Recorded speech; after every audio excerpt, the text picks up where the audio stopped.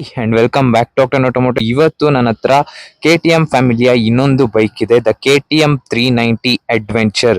Himalayan 450ಯ ಒಂದು competitor ಆಗಿರೋ ಈ ಬೈಕ್ ಬಂದು ನಿಮಗೆ 390cc liquid cooled single cylinder engine ಬರುತ್ತೆ. 46 bhp and 39 Nm of torque ಸಿಗುತ್ತೆ. ಒಂದು ಅಡ್ವೆಂಚರ್ ಬೈಕ್ ಇದಾಗಿರೋದ್ರಿಂದ ಸೊ ನಿಮಗೆ ಫ್ರಂಟ್ ಅಲ್ಲಿ UST ಸಸ್ಪೆನ್ಷನ್ ಸಿಗುತ್ತೆ and spoke wheel tubeless tyre ಸಿಗುತ್ತೆ. ಫ್ರಂಟ್ ಅಲ್ಲಿ ನಿಮಗೆ 320 mm ಡಿಸ್ಕ್ ಬ್ರೇಕ್ ಸಿಗುತ್ತೆ. ಫ್ರಂಟ್ ಅಲ್ಲಿ ಬರೋದಾದ್ರೆ ನಿಮಗೆ ಇಲ್ಲೊಂದು ಪ್ರೊಜೆಕ್ಟರ್ LED ಹೆಡ್ಲೈಟ್ ಸಿಗುತ್ತೆ, as well as reflector based ಒಂದು ಲೈಟ್ ಸಿಗುತ್ತೆ. ಇದರ ಸಿಗ್ನೇಚರ್ ಆಗಿರೋ ಒಂದು LED DRL ಸಿಗುತ್ತೆ.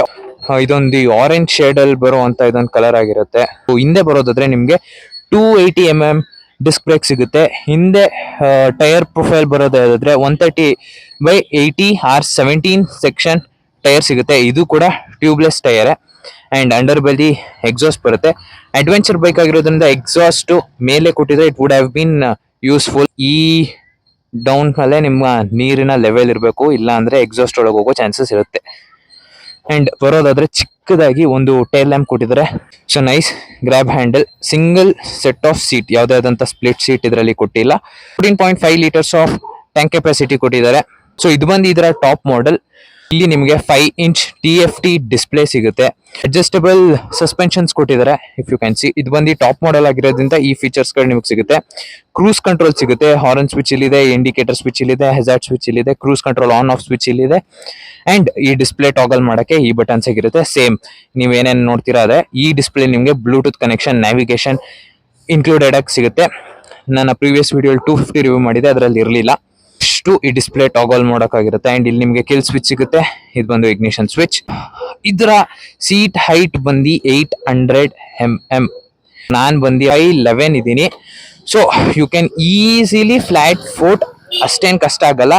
ಸ್ಟಾರ್ಟಿಂಗ್ ಕೂತ ತಕ್ಷಣ ಅನ್ಸ್ತಿರೋದು ತುಂಬಾನೇ ವೈಬ್ರೇಷನ್ಸ್ ಗಾಡಿಲಿದೆ. ಈ ಪಾರ್ಟ್ ಎಲ್ಲ ಸ್ವಲ್ಪ ಜಾಸ್ತಿನೇ ವೈಬ್ರೇಟ್ ಆಗ್ತಿದೆ.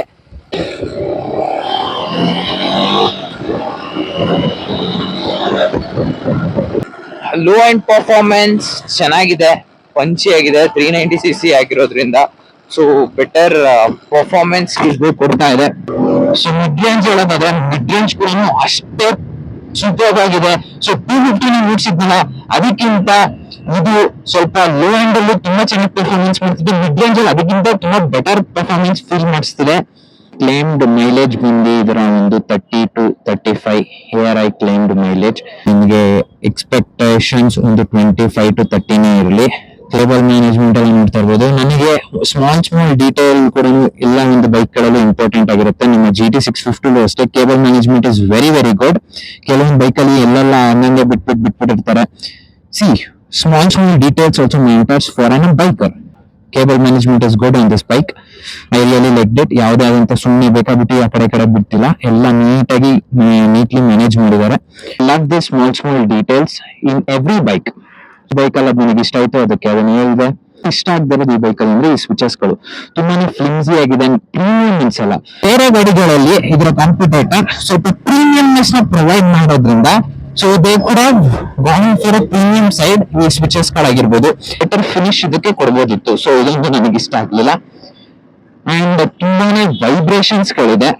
ಸೊ ಈ ವೈಸರ್ ಸುತ್ತಮುತ್ತ ಇರೋ ಪ್ಲಾಸ್ಟಿಕ್ ಮೆಟೀರಿಯಲ್ಸ್ ಏನಿದೆಯಲ್ಲ, ಸ್ವಲ್ಪ ವೈಬ್ರೇಷನ್ಸ್ ನಿಮಗೆ ಕೇಳಿಸುತ್ತೆ. ಆ ವೈಬ್ರೇಷನ್ ಸೌಂಡ್ ಆಗಿರ್ಬೋದೆಲ್ಲ ನಿಮಗೆ ಕೇಳಿಸ್ತಾ ಇದೆ.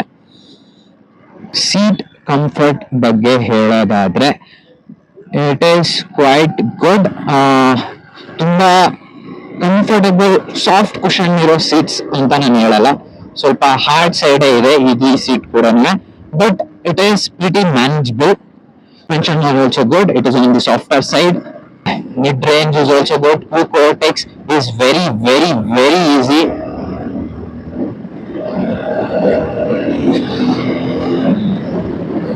So ಒಂದು ಕಂಪ್ಲೇಂಟ್ ಬೈಕ್ಸ್ ಬಗ್ಗೆ ಏನಂದ್ರೆ ರಿಯರ್ ಬೈಕ್ ಸ್ವಲ್ಪ ನಾಟ್ ಸೋ ಗ್ರೇಟ್ ಅಂತ ಹೇಳ್ಬೋದು.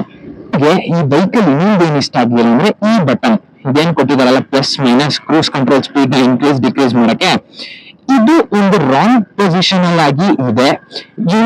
ನ್ಯೂ ಯೂಸರ್ ಆಗಿದ್ರೆ ಸ್ವಲ್ಪ ತೊಂದರೆ ಆಗ್ಬೋದು, ಯಾಕಂದ್ರೆ ಹಾರ್ನ್ ಪ್ಲೇಸ್ ಜಾಗದಲ್ಲಿ ಇದಿದೆ.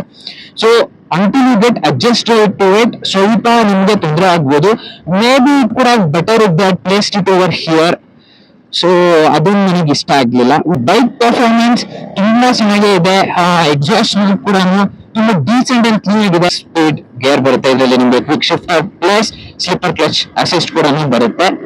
ಅಂಡ್ ದಿ ಹೈಯರ್ ವೇರಿಯಂಟ್ಸ್ ಯಾರೆಲ್ಲ ಒಂದು ಅಡ್ವೆಂಚರ್ ಬೈಕ್ ನೋಡ್ತಿದ್ರೆ ಸ್ವಲ್ಪ ಕ್ರೌಡ್ ಇಂದ ಡಿಫ್ರೆಂಟ್ ಸ್ಟ್ಯಾಂಡ್ ಔಟ್ ಆಗ್ಬೇಕು ಅಂದ್ರೆ, ಇದು ಕ್ರೌಡ್ ಏನಿದೆ ಅದರಿಂದ ಸ್ಟ್ಯಾಂಡ್ ಔಟ್ ಆಗ್ಬೇಕು, ಎಲ್ಲಾರ ಹತ್ರ ಇರೋ ಬೈಕ್ಸ್ ನನ್ನ ಹತ್ರನೂ ಬೇಡ ಅಂತ ಒಂದು ಒಪಿನಿಯನ್ ನಿಮ್ದಾಗಿದ್ರೆ ನೀವು ಈ KTM 390 ಅಡ್ವೆಂಚರ್ ನ ಆಪ್ಟ್ ಮಾಡ್ಕೋಬಹುದು.